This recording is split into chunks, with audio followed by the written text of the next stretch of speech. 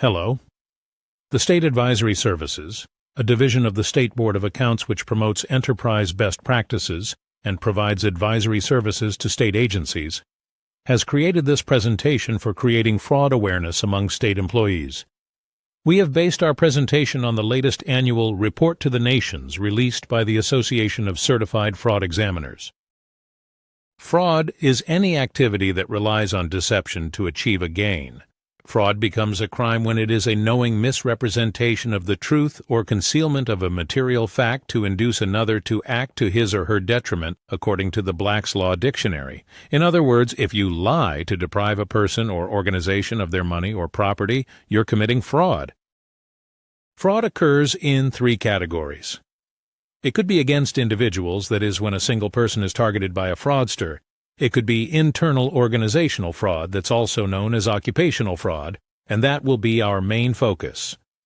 The third category would be external organizational fraud, when fraud is committed against an organization from the outside. The fraud triangle explains why most people commit fraud. It has three sides: pressure, rationalization, and opportunity. Fraud will not occur unless all three are present. Pressure is a financial or emotional force that acts on a person. Rationalization is personal justification of dishonest actions. The person sees themselves as a victim of circumstances. Opportunity is the ability to execute fraud without being caught. Effective internal controls reduce the opportunity. This is the only part of the triangle an organization can fully control. Fraud can have many consequences, and some of these are loss of money, reputation damage, reduction in or inability to operate the business or deliver services, loss of security or confidential information, possible lawsuits, prison, fines, and asset forfeiture for those responsible for the fraud. Fraud is a truly global problem, affecting organizations in every region and in every industry worldwide. Measuring the true extent of the damage caused by occupational fraud can be challenging due to the inherent nature of concealment and deception involved in most schemes. However, the ACFE study provides some valuable insight into the scope of this issue and how it affects organizations everywhere. Occupational fraud schemes fall into three primary categories: asset misappropriation, corruption, and financial statement fraud. This figure shows the frequency and median losses for each of these categories. Asset misappropriation cases involve an employee stealing or misusing the employing organization's resources. This is by far the most common category of occupational fraud, occurring in 89% of the cases in the ACFE's study. These cases also tend to cause the lowest median loss, at $120,000 per case. Nearly half the cases in the ACFE study, 48%, involved some form of corruption. These cases caused a median loss of $200,000 per case. Financial statement frauds, in which the perpetrator intentionally caused a material misstatement or omission in the organization's financial statements, was the least common category, 5% of schemes, but also caused the greatest median loss, $766,000 per case. Occupational fraud contains a wide variety of specific schemes, each of which with its own tactics and goals. That's why the ACFE created the fraud tree, which classifies every type of occupational fraud under the categories of corruption, asset misappropriation, and financial statement fraud we discussed earlier. We can separately look at each type to understand how they occur and how we can seek to mitigate them. After fraud perpetrators commit their schemes, they typically take steps to conceal the evidence of their crimes. Understanding the most common methods fraudsters use to conceal their crimes can help organizations improve their prevention and detection efforts. As shown in this chart, 11% of cases did not involve any concealment method. Of the 89% of cases that did include some proactive concealment, the most common methods were creating fraudulent physical documents, 41% of cases, or altering physical documents, 37% of cases. This table is populated with data from the ACFE 2024 Report to the Nations. As seen here, the top three occupational fraud schemes in government are corruption, 56%, billing, 26%, and non-cash, 20%.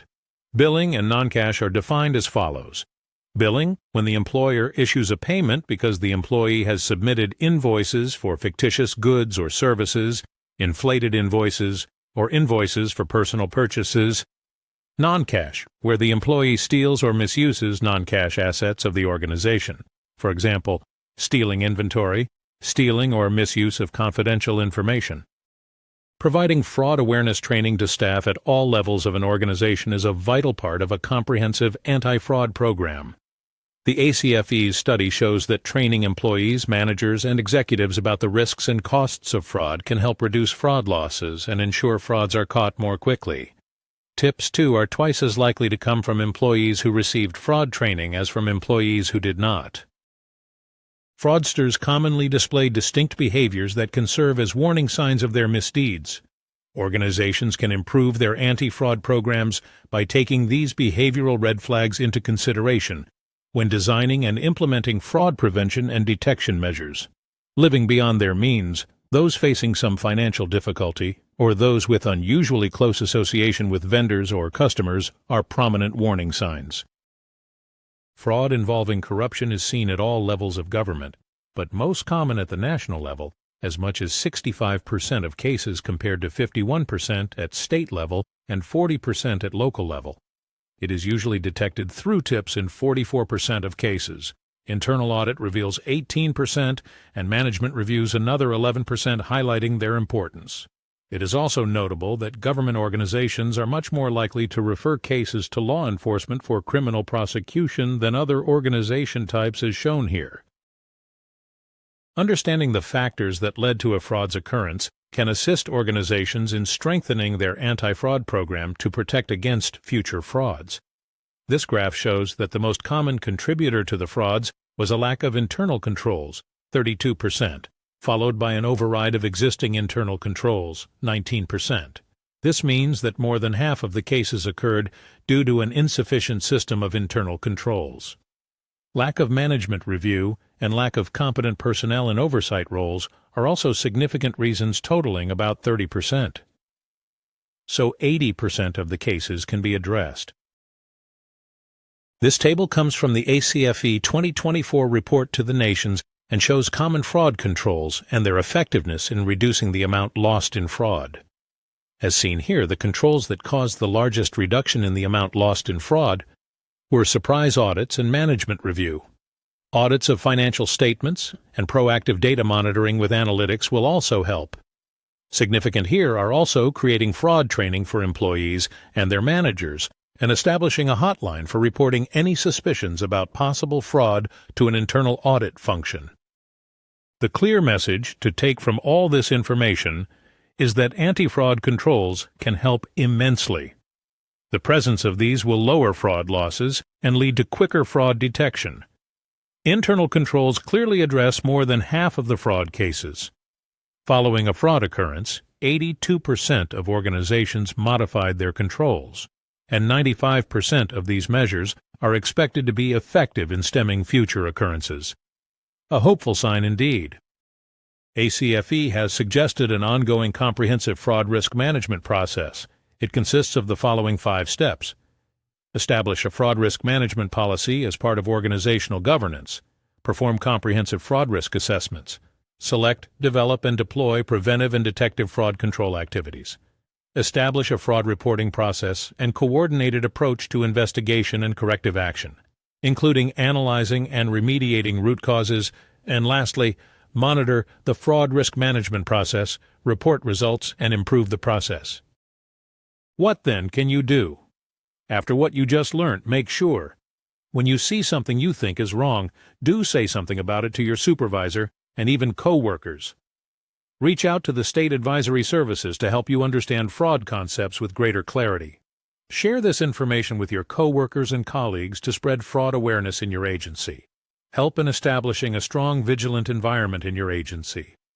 If in any doubt about a situation, please report it to hotlines provided by the State Board of Accounts and the Office of the Inspector General. Thank you for watching this presentation. Please reflect on what is discussed here.